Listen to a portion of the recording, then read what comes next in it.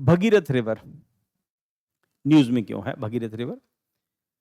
Recent days में हम लोगों ने डिस्कस भी किया था कोई 5-6 महीने पहले हम लोगों ने क्लास में डिस्कस किया था प्रीलिम एग्ज़ाम से पहले शायद मई मंथ में कि हिमालयन रीजन के अंदर बहुत सारी ग्लेशियल लेक्स डेवलप होनी शुरू हुई हैं, जो कि खराब ट्रेंड है। ग्लेशियर की जगह के और वहाँ पर बर्फ़ पिघल के अगर लेक बन जाएगी और लेक में बहुत ज़्यादा पानी होगा और लाखों क्यूसिक मीटर जो उसके अंदर पानी होगा, तो अगर कहीं लेक ब्रेक होती है, तो फिर नीचे के एरियाज़ के अंदर ऐसे ही फ्लैश फ्लड आएगा और डिज़ास्ट्रस होगा, बहुत सारे लोग मारे जाएँगे या फिर घर टूट जाएँगे, जैसे अभी हम लोगों ने रिसेंट में हिमाचल में मंडी के एरियाज़ में देखा।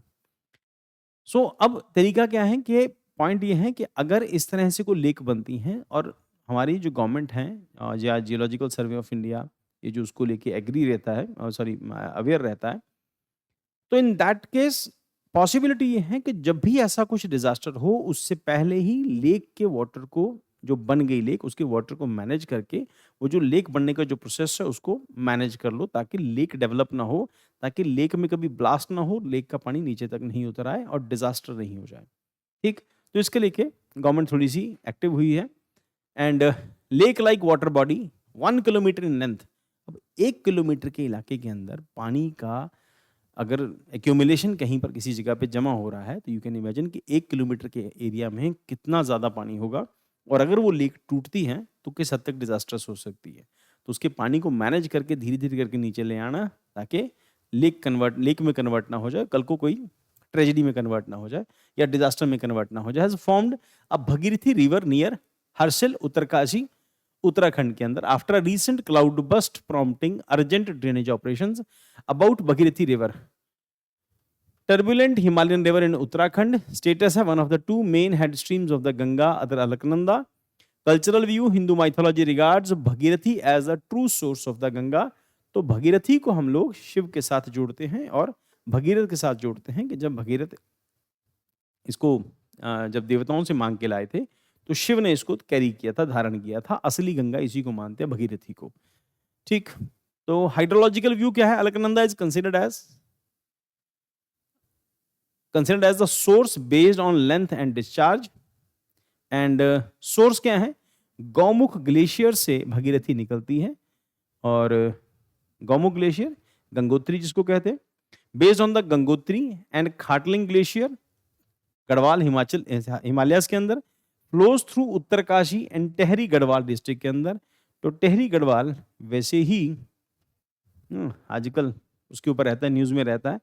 फीचर्स क्या हैं? क्लिफ हैं, rapid waterfalls, major tributaries Kedar Ganga, Jad Ganga, ककोरागढ़ and जलंधारीगढ़, सियानगढ़, अस्सी गंगा, भील गंगा। खैर ये तो नहीं आएगा। Confluence meet Alaknanda at Devprayag. बस ये इंपॉर्टेंट है कि कौन सी रिवर के साथ आके मिलती है। देवप्रयाग में अलकनंदा से मिलती है। Forms Ganga, flows on the bay of Bengal, Ganga के साथ मिलकर फिर आगे चलती है। Maneri dam, Koteshwar dam and Tehri dam इसके ऊपर बने हुए मेजर डैम है। और टेहरी डैम ना बहुत बड़ा डैम प्रोजेक्ट है, बहुत बड़ा। पीछे पानी का वॉल्यूम बहुत ज़्यादा है यहाँ पे।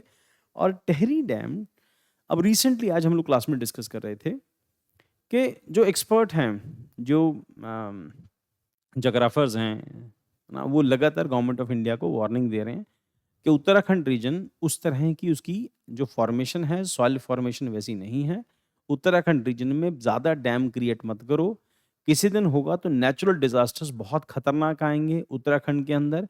रीज़न क्योंकि उत्तराखंड की सॉइल, उसका स्ट्रक्चर ऐसा नहीं है कि वो डैम्स को हैंडल कर सके और डैम्स की वजह से वेट जो हो एक तरफ बढ़ता जा रहा है। अब पॉइंट ये है कि उत्तराखंड से रिवर भी बहुत सारी निकलती हैं और हमारी जो नीड है, जो इलेक्ट्रिसिटी नीड्स हैं, वो ऐसी पूरी होंगी, है ना, बिजली बना के। तो अब पॉसिबिलिटी तो ये है कि सरकार ने पिछले कुछ सालों से जैसे हुआ कि उत्तरकाशी बैठनी शुरू हो गई, पूरे का पूरा पहाड़ ही बैठना शुरू हो गया, तो सरकार ने वहाँ पर नई कंस्ट्रक्शन एक्टिविटीज़ को बंद कर दिया। पानी रॉक्स के थ्रू अंदर होते-होते फिर वो जो सॉइल थी उसके अंदर एंटर कर गया, तो पूरे के पूरे पहाड़ बैठने लगे। तो कई सारी प्रॉब्लम उसके साथ शुरू होती हैं। फिर उसके साथ यहाँ भी confluence at Devprayag sacred for Hinduism, part of the Panch Prayag yatra. Devprayag, Rudraprayag, Nandprayag, Karnaprayag और विष्णुप्रयाग। हम जब गंगा की जो डिस्कस करते हैं ज्योग्राफी के अंदर, तो हम डिस्कस करते हैं कहाँ पे आके कौन सी रिवर मिलती है। और किस रिवर के मिलने से कौन सा प्रयाग बनता है, और लास्ट में आके फिर सब प्रयाग के बाद फिर प्रयागराज है ना, इलाहाबाद के अंदर। गंगोत्री चारधाम साइट के अंदर आता है। Source according to the religious tradition. Prelim pointer क्या है, Bhagirathi originates from the Gaumukh glacier से ओरिजिनेट होती है। हाइड्रोलॉजिकल डिबेट क्या है, सोर्स ऑफ द गंगा है। Joins Alaknanda and Devprayag from Ganga. Panch Prayag sequence, Vishnuprayag सबसे पहले आता है, फिर नंद प्रयाग, फिर कर्ण प्रयाग, फिर रुद्र प्रयाग, फिर देव प्रयाग और सबसे लास्ट में Prayagraj. And major dams, Tehri dam is one of the tallest in the world, 260 metre इसकी हाइट है। और क्लास में को बता भी रहा था, ये हरप्रीत ही बता रहा था कि उसने ये डैम देखा हुआ है। Chanderi silk sari of Maharashtra too, हाँ ये पैठानी साड़ी बेटा, हाँ ठीक है, हाँ चंदेरी साड़ी भी डिस्कस किया, पैठानी साड़ी भी डिस्कस किया हम लोगों ने। Yes you are right. और हरप्रीत ने बताया था कि उसने टेहरी डैम देखा, उसकी हाइट बहुत ज़्यादा है तो उसको देख के डर लगता है, ठीक। और उसके बाद टेहरी डैम में discuss the hydrological and cultural significance of the Bhagirathi river, highlighted the challenges posed by extreme weather events in the Himalayan region. बस कुल मिला के न्यूज़ के अंदर जो फैक्ट उसके रिलेटेड हैं, भगीरथी से रिलेटेड जो फैक्ट है वो एक अलग एस्पेक्ट है, बट इंपॉर्टेंट ये है कि हिमालय के अंदर बहुत सारी ग्लेशियर लेक्स डेवलप होनी शुरू हुई हैं, जो कि जोग्राफिकली जो एक बहुत खतरनाक ट्रेंड है। अगर ऐसा होना शुरू होता है it means it is indicator कि ग्लोबल वार्मिंग की वजह से ग्लेशियर्स पिघल रहे हैं। और हम लोग डिस्कस करते हैं कि ग्लेशियर पिघलने से ग्रेजुअली रिवर्स का वाटर जो है उसका लेवल हाई होगा, फिर अल्टीमेटली ग्लेशियर भी सूख जाएंगे और पानी की अवेलेबिलिटी भी खत्म हो जाएंगी, फिर रिवर्स भी खत्म हो जाएंगे।